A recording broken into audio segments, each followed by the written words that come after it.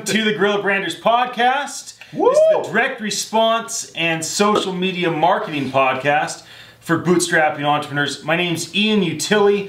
Thank you for joining us. We're excited about having our guest Orion here today. We also have Jarrell, who's with us every week. I want you to introduce yourself, and then Aaron, why don't you jump in? Yes, I'm Jarrell Hall. I am back. I was not with you guys last week. You guys had the wonderful Andy on. You know, that's Andy was great. Hey, but you know, somebody has to do all the hard work. Yes. You know, someone has to do the editing and the matching and all that fun stuff. So yes, well, it's turned out well. I am back. Yes. Yo, Aaron Hinde, back for another week, and with us today is someone that I have gotten to know very well over the last, say, 5 years. A little too well, sometimes. My friend, my business partner, and co-founder of LifeAID Beverage Company. Orion serving as CEO of LifeAID, and has been on quite a journey over the last 3 years or so, taking this company that didn't exist from concept phase to growing it out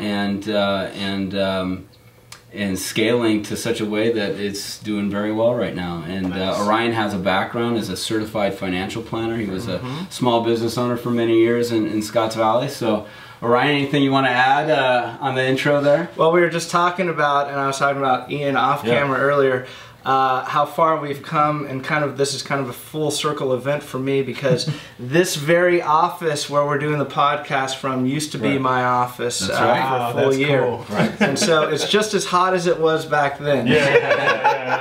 But I appreciate you guys inviting me out here, and I would say it's a gorgeous day here in Santa Cruz, California. It's a Friday, and there's no better place I'd like to be than in a hot office podcasting with you guys. That's right. But drink some coffee. So today we're going to focus specifically on funding. It makes the world go around. That's right. Like the prop. So hopefully funding turns into sales that make the world go around. Let's talk about that. Right. But you know, we've gone through some challenges with funding, some successes with funding. So we thought, who better to have on than Orion, who has the background as a CFP, and then now as an entrepreneur, and really working through, you know, funding issues and cash flow issues and all of that fun stuff. So, you know, why don't you tell us a little bit about, you know, the early stages of LifeAID and what that looked like, and where did the initial cash and that kind of thing come from? We can walk through that. And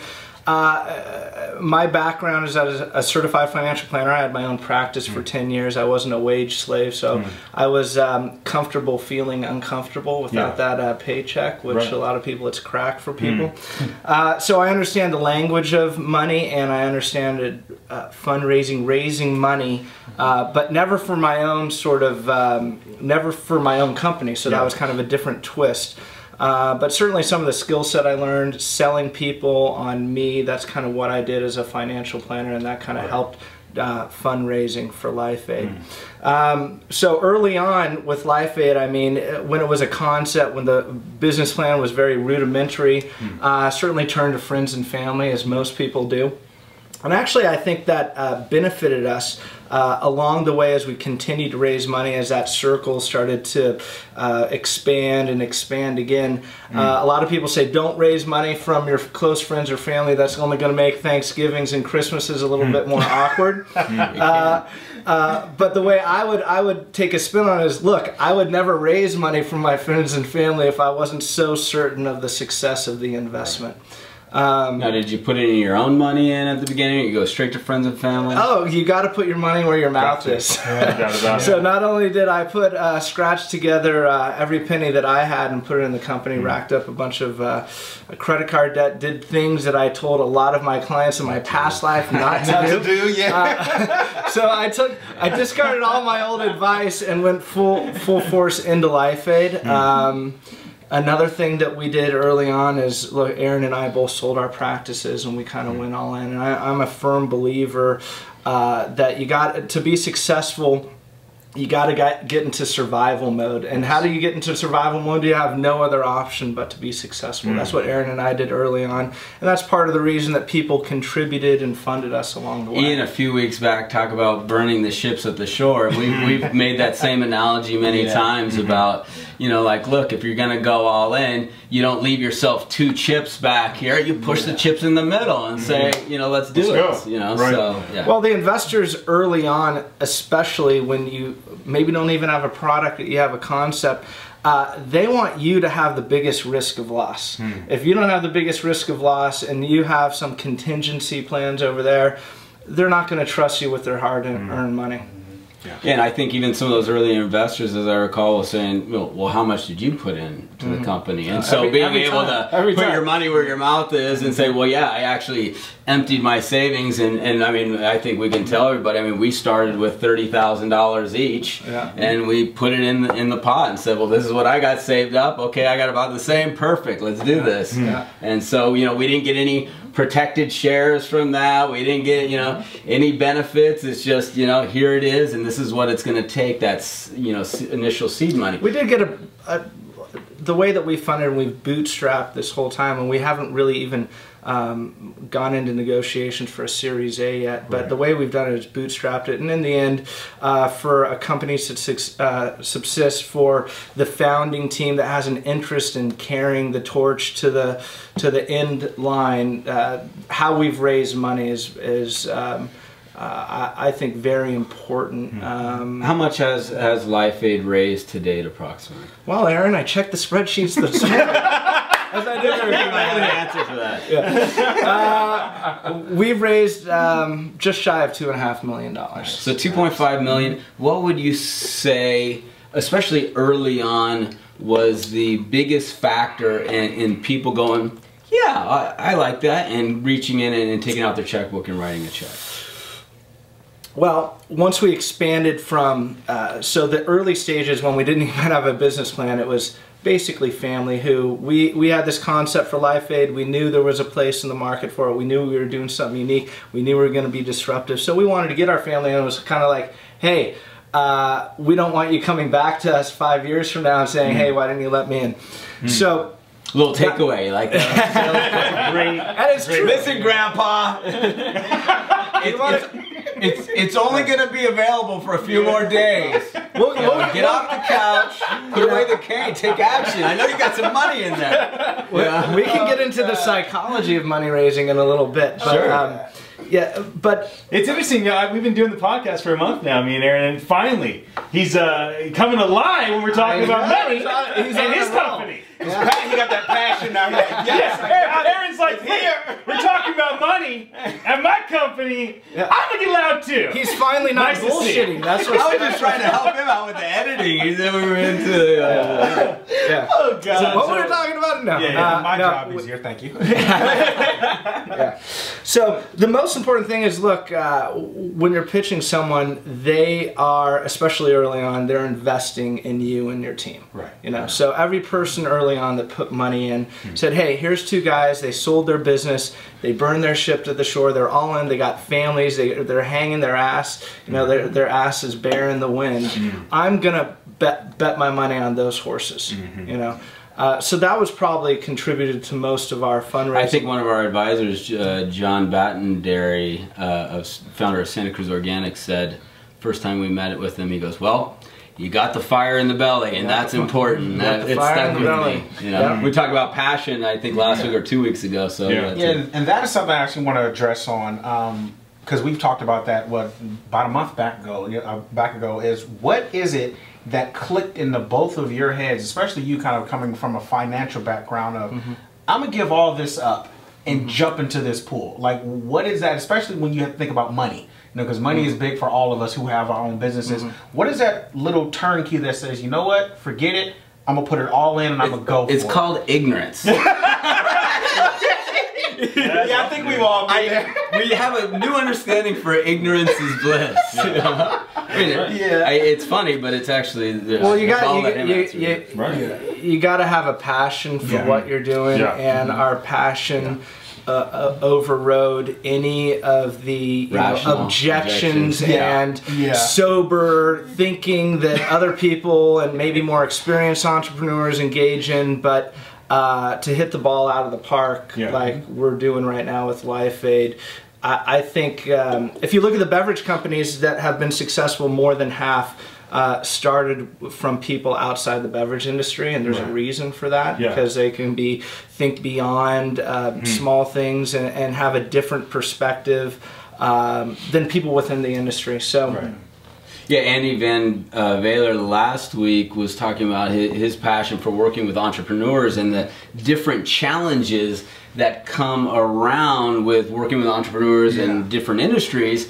And you even look at the beverage industry, a lot of, like you said, a lot of that innovation coming from the outside in, because people's assumptions that, well, I did XYZ in the past and I had this successful checkout, and therefore if I do XYZ now, again, you have the same result. The game is changing on a day-by-day basis, you know? I mean, what you did then, there may be certain fundamentals that can be applied to today, but you always got to be reevaluating and making sure you're thinking accurately about the timing and the product and so on and so forth. So we had this vision in our head. We raised money from basically family members, and then what we did, we took that money, we created a product, and then we went to go validate the product. So we did a kind of an alpha test at 7 golf courses, seeing what the expected turn rate at these golf courses would be, and we kind of took that system or those early tests to the next round of investors and said, okay, not only did we quit everything, here's the preliminary results of our first 7 golf courses. And based on those, you know, we could forecast and spreadsheet, and people do want to look at numbers. And so we extrapolated that information, and we went and we presented, and from there we raised about $500,000. I think that's a good point. You know, focusing on results. It's like, well, I'm gonna do this, I'm gonna do that. Well, what have you done with the money that you have or had? What have you done? What attraction do you have? You know, what sales do you have? Versus pie in the sky, like, oh, we're gonna change the world. Well, have you changed one person? Well, how hard was that? Being able to, you know, I mean, did you just kind of walk up to a golf course and say, hey, we have something cool, drink it? You know, because I mean, how did that process go in terms of? So what we did, we created the product. We just had some prototypes, very small run, and it was very difficult to accomplish what we did with the amount of limited capital that we had. But we got, you know, a minimal viable product. We took it to a golf course. We packaged it in a nice fridge, which was going to be our sales strategy. That's our point of purchase display. We're going to put it right in the pro shop. And we got a handful of people to say yes. Okay. And then once they said yes, we went and demoed the product. We sampled and did everything to crank those sales numbers as high as they could possibly be in the 4-week trial period that we were there. Nice. You know, so we took the product, then we said, you know, there's a viable market here for this product. We didn't really have a sales system in place. Yeah, we're going to use distributors, maybe we're going to distribute ourselves. That hadn't been figured out, so we didn't have a sales system in place, which we did on our next round of funding. But that's kind of the process that we went to after we went from that circle of family out to an outer circle. I remember when I went to your guys' investor meeting. And I showed up, didn't really know what to expect, didn't know if you guys were going to be raising more money, didn't know how many guys were going to be there, and I show up, you know, let's just say, give or 100 people, give or take a couple dozen, and you guys go up and you do the presentation, and it's funny because you really lived in that time, you lived out what we talked about in our second and third podcast. You know, direct response marketing, you guys nailed it. You figured out how to take $24 and turn it into $2,400. You know, social media marketing, you figured out how to find the exact platforms that would give you the greatest return on investment and how to track it. You talk about bootstrapping entrepreneurship. You guys figured out how to be scrappy and make it happen round after round after round of friends, family, then angel funding. And what was so cool is after you do the big, huge, exciting kind of presentation, here's where we're at, here's where we came from, here's where we're going, here's the conservative projections, and by the way, we aren't raising money right now. And I remember thinking, man, that was a great it was a great experience to be there with you guys and to see how far you had come and to see the choice that you made and how you laid everything out and the way that you approached the people that mattered most. A young, successful entrepreneur that we all know, Jeremy Almond, told us once in a meeting, he goes, when you're fundraising, the best position to be is oversubscribed. You know, I mean, always that kind of takeaway. Where if you really don't need the money, it's not that you're still not pitching. You're out, you know, A/B. What do they say? Always be closing. Always be closing. Always be selling. I mean, you're always out there pitching because there may come a time where you need money. So it's not that we're not going to, you know, meet with interested individuals or talk to them about the company and the projections and the trajectory. That's too bad. I was going to write you guys a check. If only I would have known. If only I would have known. We've got a big pitch scheduled in a couple months down in Southern California in front of a pretty big network of high net worth individuals, and you know we're not raising money right now, and it's interesting. Even we're letting them know what we're doing. Even from my own psychology, having done these pitches in the past, going into it, knowing that we don't need cash and that we're that much closer to the goal than we've ever been before. I think that that confidence radiates out. People pick up on that, which makes people want in even more. People want what they can't have. And so what are we going to do from episode 1 with these contacts and these individuals that are voicing interest, but we're not ready right now? We're going to put them on a list. We're list building. Always be list building. See how we went back there? You see how you did that? That was smart. Came back. Come back around full circle. Right. I'm a firm believer in bootstrapping, though. We never raise too much money, because when you raise too much money, you kind of lose focus. You know, you're burning a hole in your pocket. You gotta spend the money somewhere. Your job as an entrepreneur is to find a more efficient use of that money. If it's sitting collecting 0% interest, well, I got to put it to use. I got to leverage the money. Your investors expect you to leverage the money. If your sales aren't there, what do? You build up your infrastructure and organization. Well, if you build that too prematurely and your sales are down here, your burn rate's up, you're going to run out of that money. It really just makes you focus. It puts you in survival mode. It allows you to make mistakes out of the spotlight.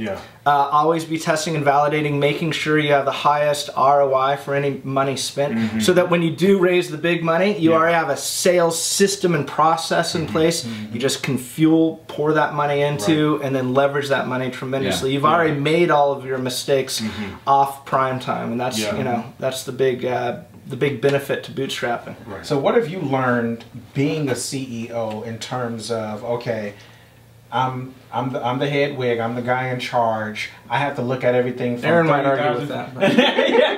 Well, you know, it's different things. I have to look at 30,000 versus 10 feet, and how does that trickle down in terms of, okay, what is the relationship between the both of you, and what pressures come with that, especially from bootstrapping to success to, okay, I have to look forward to that. You know, it's not even from a financial standpoint, but also, you know, from the energy and the goal and purpose of the company. You know, especially for, you know, your early entrepreneurs and bootstrappers, because, you know, we can sit here and talk about, you know, how we've done it, how we've gotten to where we've gotten, but a lot of them are still at that stage A of, okay, those 4 guys have done it, but once I get there, then what do I do? You know, what's my next step, or what's my next step to actually get there? So how do you guys leverage all of that information moving forward? Well, getting and having kind of a bird's eye view in your mind, that's kind of, for us, that's kind of after hours type thinking that we can do, because we're living in the day-to-day, and with our organization, we always focused on sales first and foremost. You know, sales is the goal of the owners of the company, of every single person in the organization has to be driven by sales. That means that our sales are growing so fast that our infrastructure is still down here. So Aaron and I, you know, are doing a lot of the technician work, a lot of the minutia. So that's kind of the bad side of bootstrapping, or the reverse side is that it's hard to get out of the day-to-day operations and minutia. And that's kind of the challenge that we're in right now, is that we're growing so fast, our organization is still down here, so we need to try to find some parity. Well, the most innovation I think we've had, where we take a concept and can literally, you know, turn $1 into 10 or 100 or 1,000. It has been, you know, not sitting behind the computer screen and answering emails and figuring out this and that. Looking at spreadsheets. It's been on, you know, a long trip somewhere, or having a barbecue over a few beers, like, or running into, you know, just having your antennas on for successes in other industries and what other people are doing, and going, wow, look at this is happening in, you know, the insurance business, and we can apply that to beverages because of X, Y, and Z. Right. I mean, that's important as an entrepreneur to always be aware of other successes in other industries and how you can apply those same themes and concepts to your industry. Because Ryan was talking about earlier, a lot of the success in our industry, the beverage industry, comes from outside. Well, why is that? People think that well, if I repeat the same thing, I'm going to get the same result, which is inaccurate. But also people from outside the industry, you can say, well, you're in the beverage industry, you need to do things X, Y, and Z, and you need to hire a territory manager and sales reps, and you need to get free fills and sampling and all this. Lots of money. And lots of money, yeah. And you come from the outside or from a business perspective and you go, well, that doesn't make sense. Why would I spend $5 to generate $1 in revenue? I can get $1 to generate $1 because there's lifetime value and there's referrals, but I don't spend $1 to generate $5. And so we took a whole different approach to an industry that was very deeply ingrained, going back from early Coca-Cola days to really a different approach to market. And I think that's been the biggest factor to our success, has been coming from the outside. If we were seasoned and tried to do the same thing, I mean, you can force your way into distribution and force your way through sales. We haven't followed a lot of advice that we've gotten from our advisors. But again, to your point, I'd say for a beginning entrepreneur, don't be running away from the day-to-day operation stuff. Just to think on broader goals for the company. Set those goals and project out and look at it. But as you build the company, you want to make sure that you understand every single position in that company. Otherwise, you might be hiring unnecessarily. It's important to learn those roles as you kind of move up. Your title might be CEO, but guess what? You're sitting there doing accounting work, cleaning the toilets, taking the trash exactly. counseling your employees. One thing that's interesting about this podcast is, I think there's a part of us that thinks like, oh, this can be for our friends and family, people that seek our advice. This would be for people connected to our companies. And now, oh no, we have a national audience, and oh, we have an international audience. And so, those of you that are tuning in, you may not be here in the Silicon Valley, you may not be in the same environment that we are in. And so let me ask you, when you think about fundraising, no matter what it is, how about the people that are tuning in that are in New Zealand or Australia or over in Europe or in South America, and they're tuning into this podcast to get the information that's out of our mouth, that's being birthed because we're here in the Silicon Valley where things are done differently. How would you be approaching the fundraising side of things differently, or how can you give advice to folks that aren't in this type of area where fundraising, venture capitalists, private equity firms, angel funders, they're all like within a second connection? It's a good question. For us, being in Silicon Valley actually harmed our fundraising more than aided it, because everyone here is a tech investor. And if you're not speaking their language and you're not creating some sizzle and for them, and they're unfamiliar with that industry, they're not interested in an investment. Actually, I would go so far to say seasoned tech investors are the only people that haven't given us money. When we pitch, we have a very high close rate. So, you guys, the two of you? The two of us. So boring. Unstoppable.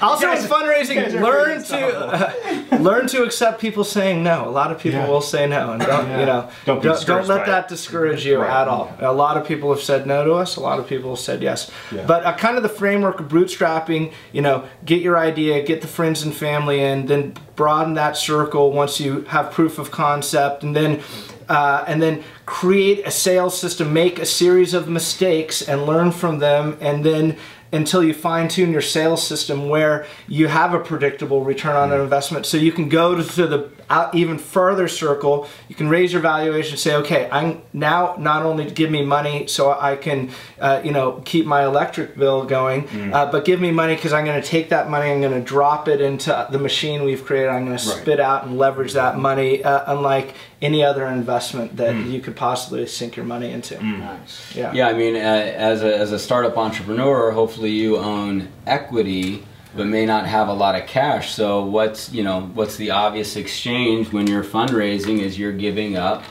ownership. So you always have to weigh, if you are raising too much money too soon, then you're actually harming yourself, not for only for the reasons we talked about earlier, like getting sloppy and so on and so forth, and not controlling spend, but you're harming yourself in as much as you're giving more of your company away at a lower valuation, whereas if you held off... In the end, equity is the most expensive way to raise money. Right. So talk to us about traditional investment, convertible debt. It's a loan with an interest rate on it that could turn into equity, or just a straight low interest loan or a high interest loan. And should you or should you not consider personally signing for it? Should you put other assets up against it? So, because these things, I think, are very complicated for people that haven't done fundraising to even, they don't even know about all the things I just said, right? There'll be a lot of people on the podcast that may rewind and go, well, I didn't know about that one. What's that one that he's talking about? So could you just talk through that as we kind of wrap the show up? Sure. Well, we've raised money with common stock. All shareholders that own a piece of LifeAID don't have any convertible debt. We haven't gone the debt route yet ourselves. So that's how we raise money, through common stock.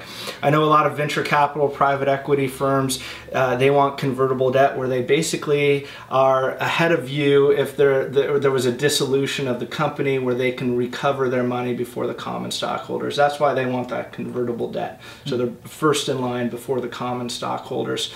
Not really too familiar with the convertible debt. We haven't even got there yet, but that's basically why they want it and how that works. As far as low interest loans, they're better than high interest loans. Yes. Buy low, sell high. So, you know, but you raise a good point. So if we went out and got a loan from the bank right now with LifeAID and they want a personal guarantee, that kind of puts us in a precarious position, because now we're personally guaranteeing a loan that all of our shareholders would benefit from, yet they have, there's no recourse against those shareholders. So if you're going to get a loan and put a personal guarantee, hopefully you still own 100% of the company. Well, and not only that, but a true bootstrapping entrepreneur may not have a credit rating that you have pre-bootstrapping, because you're putting a lot of stuff on the credit card, and you know, and, that's high interest debt. That is if you're really, there's another reason why you may not. The creditors may not say yes.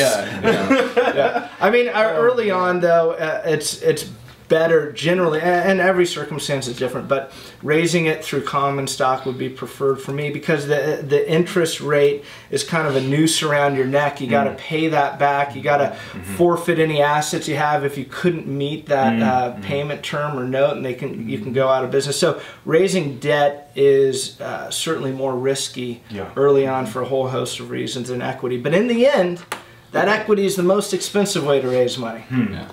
Before we wrap, let me ask you these two questions, and they don't have to be the top one, but just an idea. What's a huge lie about fundraising, and what's an unknown truth about fundraising? Well, we kind of did things the unorthodox way and just raised it as we needed it. So a lot of people want to take an idea and they want to go to a VC and give up 49% of their company. So the quick path to getting money through VCs, for us, it's been unnecessary. I would counsel a lot of people to look at bootstrapping and not raise too much money early, for a whole host of reasons, for control reasons, and a whole host of others. Awesome. Well, why don't you wrap it, Aaron? And well, we got 1 minute left, so we obviously want to give Orion plenty of time to plug anything he has going on, his business website. Come back too, man. You gotta come back. I'm looking for a substitute co-founder. This guy's too busy doing these podcasts while I'm in the office. So send your resumes to Melehan. It's a half hour a week, bro. You want to do like 5 in a row or something? Cold as ice. Well, thanks for being here. Yeah, absolutely. Thank you for inviting me, guys. It was fun as always. I truly respect everyone in this room. They're good people to look to, and great minds, great younger entrepreneurs, great groups. What's the best website to check out if someone does want to look at LifeAID or what's going on there? They just hear about it for the first time. Where do they go? I would go to our primary one, which is Drink FitAID. That's our #1 drink right now. DrinkFitAid.com, and check out what we're doing there. Our lead capture that we got going on there. Just the outlay of the website's pretty cool. It's humming along. Awesome. Yep. Awesome. All right. Good job. Yes. Till next time. you guys. See you next Wonderful. week. See you guys next Later. week.